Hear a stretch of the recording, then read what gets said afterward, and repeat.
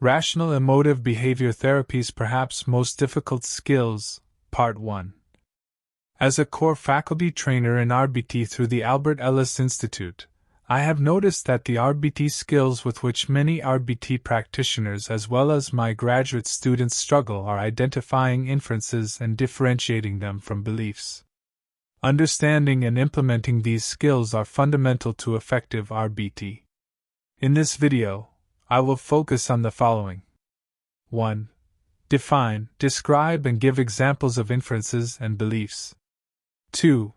Describe and give examples of inference chaining to better use inferences to identify irrational beliefs. 3. Describe and give examples of disputing inferences as well as disputing beliefs.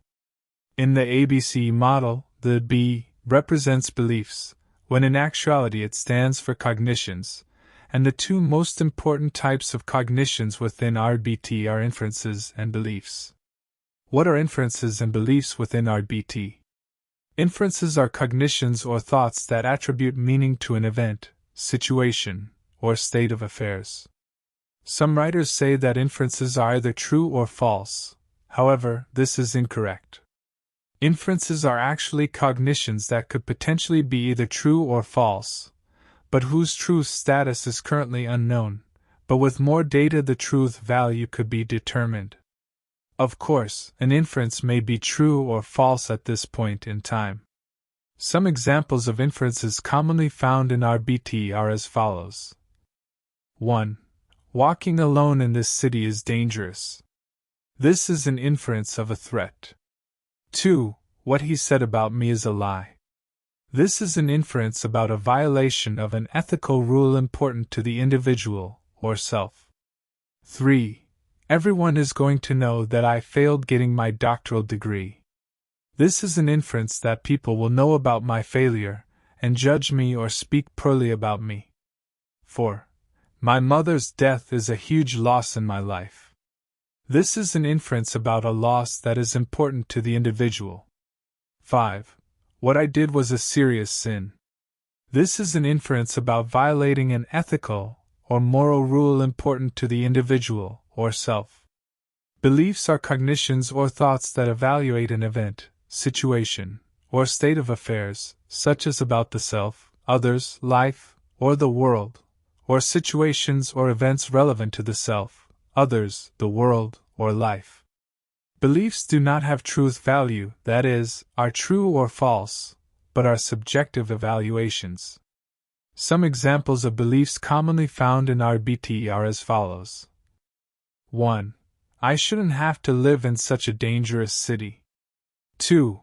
He is a horrible person because what he said about me is a total lie. 3. It is awful that people are going to know that I failed to complete my doctoral degree. 4. I can't stand not having my mother in my life and that my children will never know her. 5. I am an ethically bankrupt person because of my sin.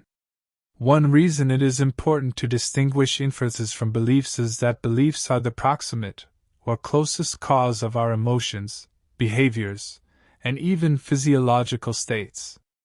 Inferences, on the other hand, are more distant causes for our emotions, behaviors, and physiological states.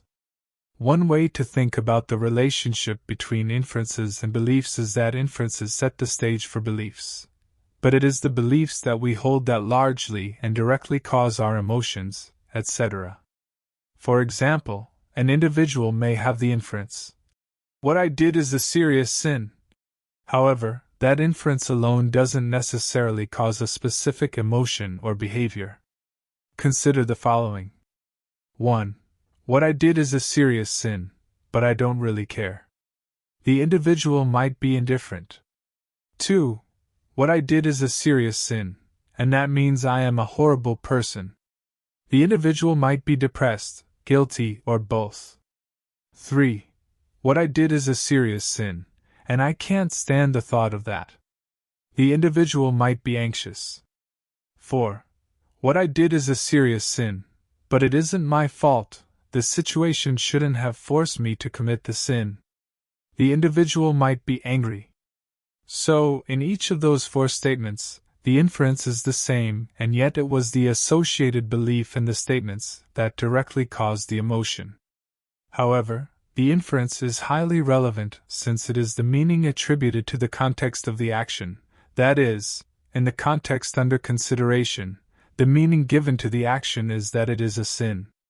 If that meaning had not been attributed, then the associated belief wouldn't be present. So, inferences are important to identify even if it is the associated belief that directly causes the resultant emotions and behaviors.